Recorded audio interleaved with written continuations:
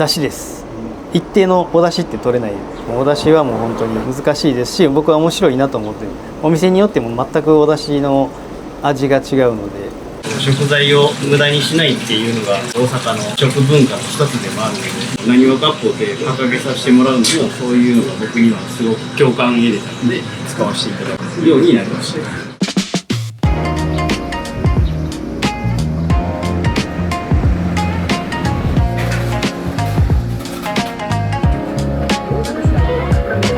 なにわ割烹のぼるの店主落合昇と言います。僕は料理人人生がだいたい30年ちょろあるんですけども、高校卒業して四国にある専門学校、徳島ですねにある専門学校に行きまして、でそのまま徳島で専門学校卒業した後に6年ほど仕出し屋さんのお店にお世話になることになりました。でその後に心斎橋の増田っていうお店で9年弱ですねお世話になることになりまして、でその後に5年続きなんですけども法善寺浴場木川っていうお店で6年弱ほどお世話になりました。でちょうど40になったっていう区切りもあったのでお店をここで大淀南の場所でなにわ割烹のぼるというのれんを掲げさせてもらいました。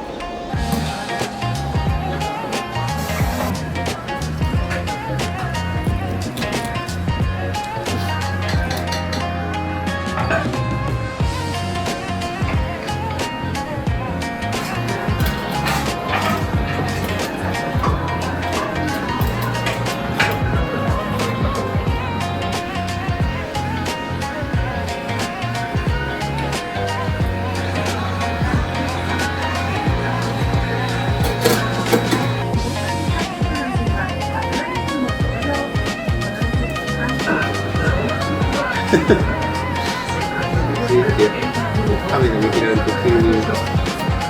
緊張するから。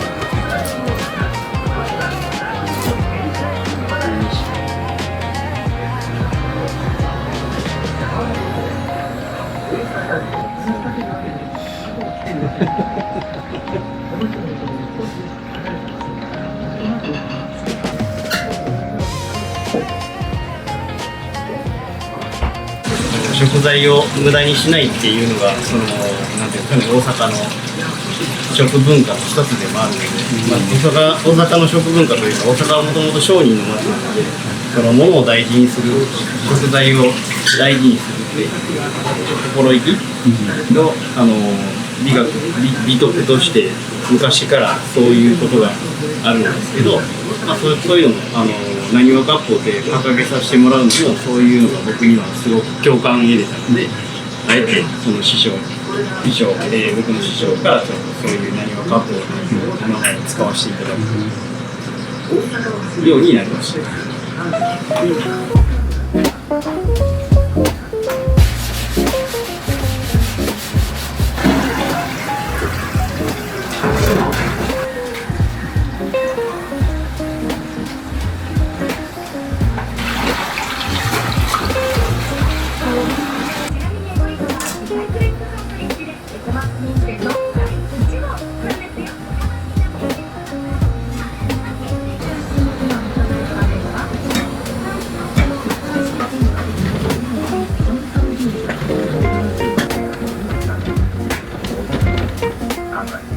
今うちには韓国の子が今1人来てくれてるんですけど、その子が、ね、結構やる気を出してもう遅くても頑張って朝早くから夜遅くまで頑張ってやってくれるので、今はその子の成長がすごく楽しみですね。5年後10年後で、ビザの関係もあるのでいつまで入れるかは分からないですけど、韓国に帰っても日本料理やったんだよ、うちでやったんだよって言ってもらえるぐらい一生懸命2人今教え込んでやっているので、その子の成長が今は楽しみですよね。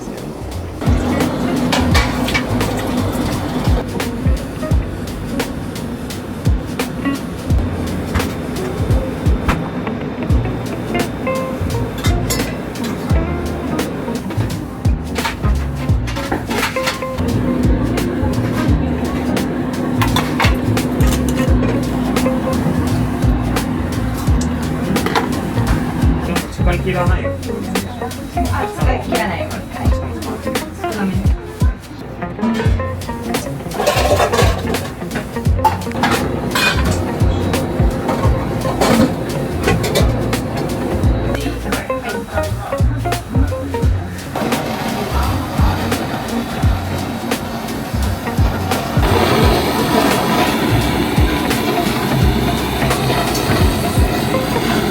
出汁です。はい、もう即答で言います。出汁です。もうこれはもうずっともう修行時代からもそうなんですけど、ずっと料理人なら永遠のテーマじゃないですかね。もう一定のお出汁って取れない、その気温の変化もそうですし、お水の状態もそうですし、昆布の状態もそうですし、もうお出汁はもうずっと毎日毎日ですね。毎日のことなので余計難しいで、自分の体調にも左右されると思うんですよね。だからもうお出汁はもう本当に難しいです。難しいですし、僕は面白いなと思ってる。お店によっても全くお出汁の味が違うので、だからそこは一番気を使ってますね。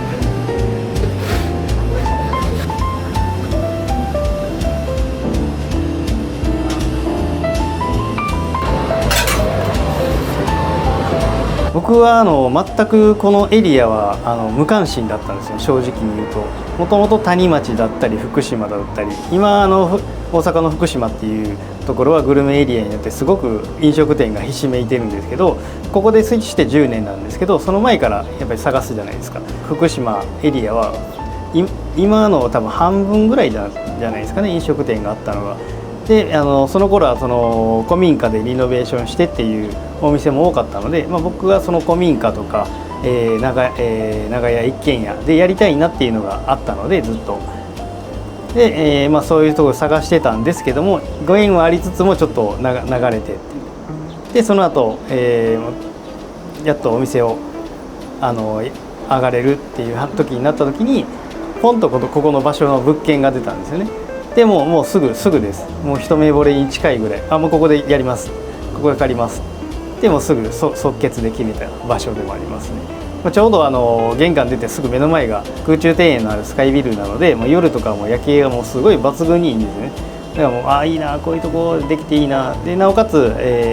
梅田からも近いんですけども、そのガヤガヤしてないちょっと静かな閑静なところなので、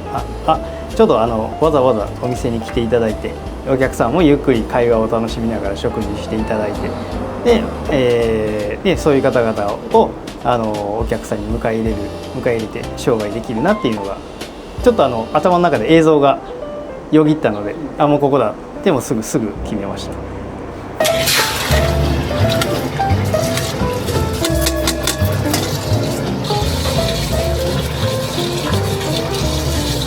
奈良の田原っていう標高が高い、気温差があんまりないんですって、こういうお話に比べて。気温差がないっていうことは、その水温も差がないっていうので、なんか非常に甘いというか美味しい米ができやすいらしくて。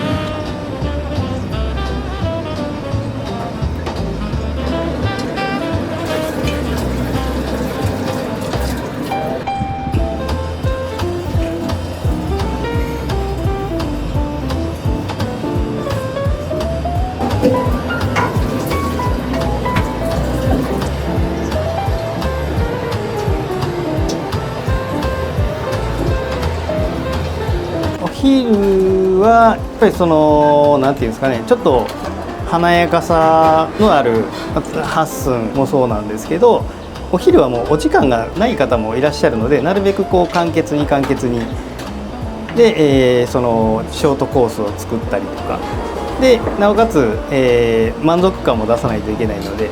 大阪でいうとコスパですよね。そういったものも意識しながら、お昼はやっぱり女性の方も多いので、その器使いも気を使ってます。なるべく女性に寄り添うような可愛らしい綺麗な季節感のある器を使うようにしてます。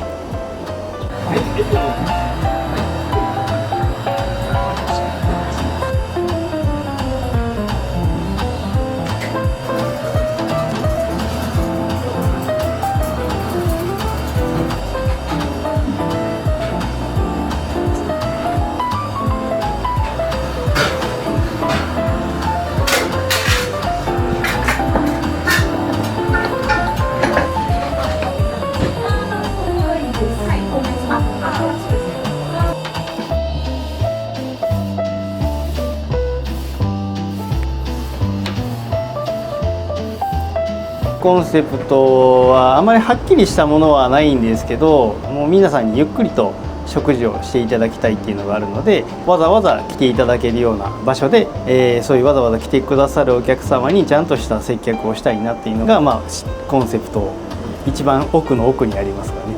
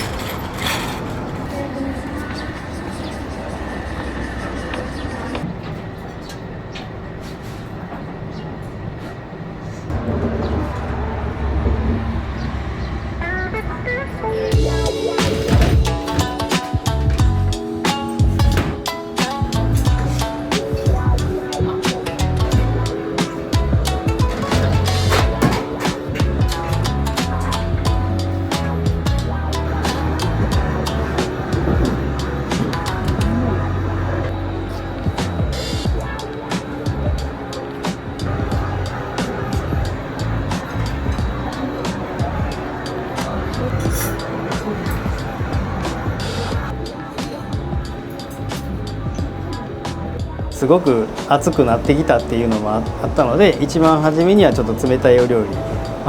少し量を楽しんでもらえるようなお料理と梅酢を使ったお出汁も使わせてもらってるので、それでちょっと一旦出た汗がスーッと引いてもらえるような、一番初めにそういう感じのお料理を出させてもらって。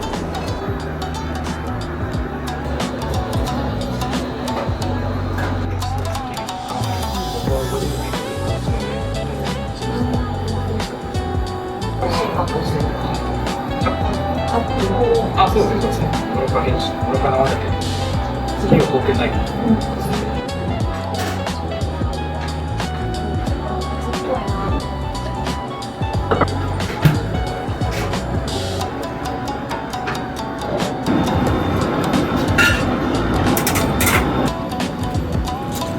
で、お次にはお椀ですよね。やっぱりなにわ割烹で大阪は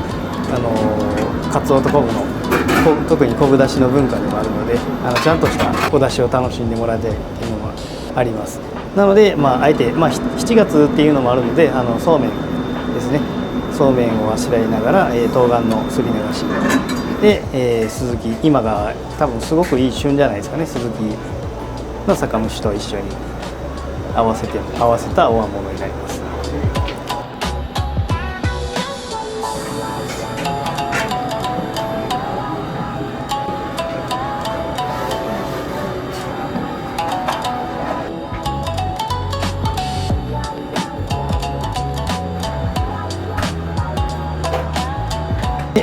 今日はお次はタイは、近郊、で言えば、明石のタイが有名なので、明石のタイと、で今ちょうど夏マグロが対馬沖でよく取れているので、その夏マグロの、今日は200キロの魚体でした。すごく大きな魚体でした。なのでもう赤身とかも本当に羊羹みたいな感じの赤身で、僕自身が食べたいなと思うぐらいの美味しそうな赤身を今日はお昼のお作りとして出させていただきました。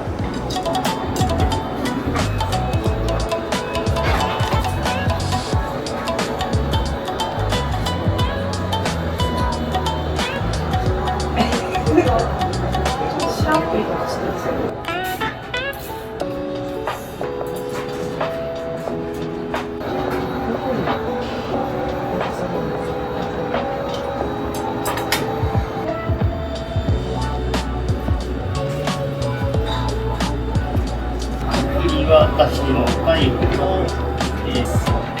のお醤油がお醤油、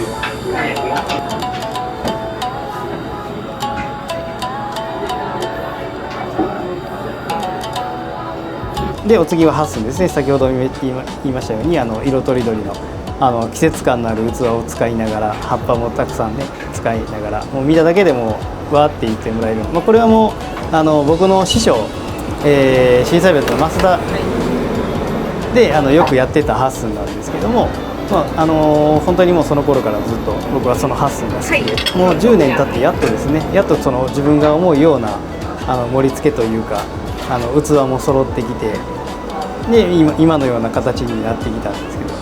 これからもちょっとずつ変化はさせてはいきたいんですけども、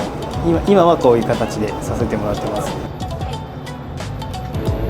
はい。あ、はい。昼の昼です。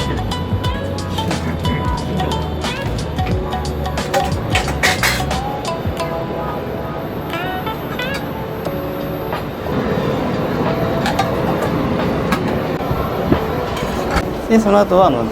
炊き合わせですね。炊き合わせはやっぱり大阪、天神さんといえばハモ、夏のハモ、こちらをあったかいものじゃなくて、あえて今日は冷たい炊き合わせとして、ハモと、淡路島の新玉ねぎをお出汁で炊いて、でそこに、溶き卵ですねをして、それを冷たいあんかけとして、ハモに合わせさせてもらいました。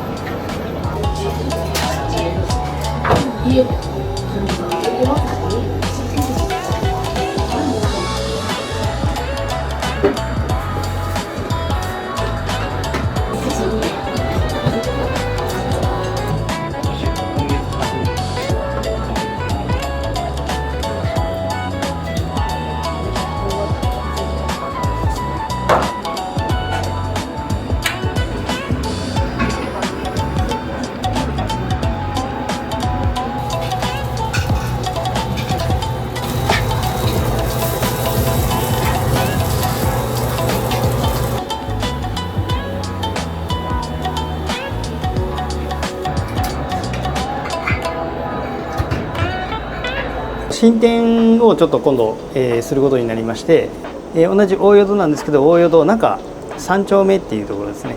で、そこも長屋の一部を、リノベーションして、おばんざい集いというお店をさせていただくことになりました。昔ながらの、おばんざい屋さんっていうのをやりたくて、もう大鉢がカウンターの上に並んでて、でそれをお客さんがこう選んでみたいな、そういうスタイルを作りたいです。でもせっかくこううちのお店が手掛けるっていうのもあるので、ちょっと割烹寄りというか、そういうお料理もちょっと何品か置きながらも、でもその界隈にはちょっとないお店をしたいなっていうのが、コンセプトになります。本当にラフな感じで楽しくみんなが来ていただけたらいいなっていう思いの、お店です。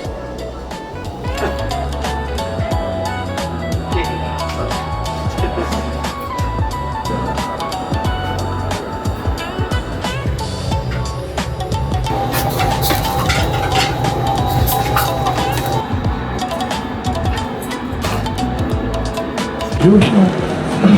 伝統を含めてしっかりしているので、最近の木をてらったものとか、独創的なものというものだけじゃなくて、ちゃんと和食の特に浪速割烹とかそういう意味のいいところをどんどん伸ばしているところがありますね。木川さんと増田さんと両方の経験されているので、本当に大阪を代表する料理を作られているとは思ってます。親方同士は仲いいっておっしゃってましたけれども、なかなか両方を修行されている方も珍しいので、なおかつそれを自分のものにして、ちゃんと自分の料理を出されているので、私は素晴らしいなって思ってます。なんかこの形来る感じになりましたみたいな。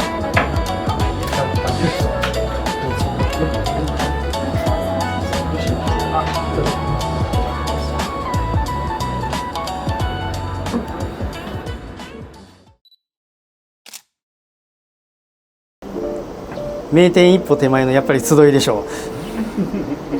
う。ぜひやっぱり集いは皆さんにも来ていただきたいという思いもあって、日本酒好きが集まってもらえるとなお嬉しいですね。そこにいるスタッフも日本酒好きのメンバーなので、ぜひ遊びに来てください。高槻にある天野っていうお店なんですけど、そこ日本料理屋、和食屋で、どういう知り合いかというと、僕の後輩ですね。増田の時に僕が、増田でお世話になって7年目かな、7年目かそれぐらい、もうちょっとかなの時に辻調理師から入ってきた子で、僕とちょうど年が一回り違うんですよね。で、3年ぐらい前に高槻が地元で高槻でお店を開くことになって、で仕入れとかそういったのルートも難しいエリアなんですよね。京都からも大阪市内からも中途半端な真ん中なので、毎朝自分で行って市場に行って仕入れての方がしんどいですけど、それが一番早い仕入れルートになるんですよ。高級店にとっては難しいエリアでもあえてそこに挑戦して今頑張っているので、ぜひ紹介したいですね。デザートが特に、彼は甘党なのでデザートが特に力入ってます。昔からですね、お皿が好きで、なんでオープンしたてでこんな器持ってんのっていうのをすごいゴロゴロしてます。女性寄りの可愛らしい綺麗な料理をしてます。もう一軒紹介したいのがクラフト酒小舟って言います。この近くではなるんですけども、結構まだ若いです。多分30代40代入ったぐらいなんですかね。ちょっと僕も詳しくは分からないんですけど、日本酒のクラフトを作ってはります。もうその店主の方が一棟全部借り張って、そのビルの中で日本酒を作ってます。角打ちみたいな感じで、バーがあるんですけど、そこでお酒が飲めるんです。その作りたてのお酒を。でガラス張りなんですよね。そのタンクとか工事室があるので、それを見ながらああでもないこうでもないって会話しながら飲めるんです。日本酒っていうかジンに近いですかね。本当に面白いです。日本酒の概念は全然ないです。もういろんな香りのする日本酒、イチジクの葉っぱを入れてすごくフルーティーな感じにしたりとか、ちょっと桜っぽい香りのする日本酒があったりとか、本当に普通の日本酒の概念は多分忘れていいっていうぐらい面白い日本酒が常に何種類か置いてあって、そこでもなんかあてが食べれるんですけど、面白いのがそのご近所さんの、そのオーナーさんの知り合いのお店からちょっとずつこういただいて、真空とかそんな感じでいただいて、それをそのお店であてとして食べれる。それもなんか面白いな。そういうお酒好きの方が行かれたらちょっと面白いと思います。もう一軒紹介したいのが新地の中にあるんですけども、ももじゅっていう、ちょっと面白いお名前なんですけど、オーナーがももちゃんって言われてるので、そこからももじゅっていう屋号です。そこはおばんざい屋さんですね。で僕が、ちょっと料理教室をしてた時期があって、その時にちょこちょこ来てくれてた生徒さんの一人でもあるんですけども、今回僕が集いっていうおばんざい屋さんをオープンすることによって、その方にもちょっと相談してもらいながら、ちょっと集いを進めていった、相談役じゃないですけど、そういったお店でもあります。いつ行っても本当にお忙しくされてるんですけども、そのももじゅのオーナーさんはワインが好きなので、ワイン好きの方が行かれるとすごく面白いと思います。で本当にサラリーマンの人がちょっと飲んでちょっと帰るみたいな、そういう新地にしてはちょっと珍しいんですかね。ちょっとメイン通りっぽいところのビルの2階にあるので、ちょこちょこ仕事終わりでも行くんですね。本当にいつ行っても料理があんまりかぶってないので、いろんな料理好きの女性の人をこう雇って、ああいうスタイルも面白いなって思ったので、今の集いもそういうスタイルで行きたいなっていうのも、そういうところからちょっとヒントを得てるお店の一つなので、またぜひ行ってあげてください。ご紹介します。